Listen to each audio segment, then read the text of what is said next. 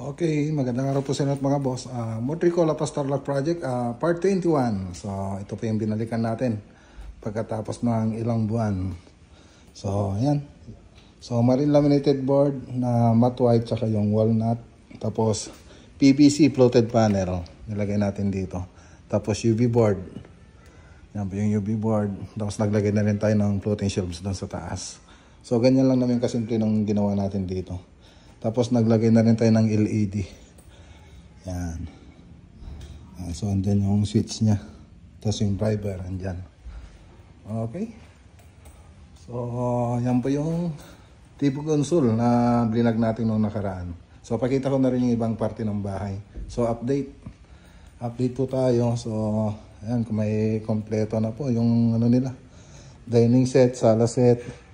So dito na lang ang hindi pa tapos yung modular kitchen cabinet.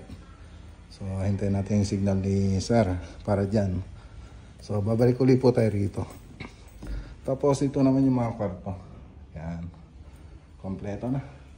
So pakita ko na rin sa inyo yung labas ng bahay. Yan. So TV console. So pakita ko na rin natin tong labas.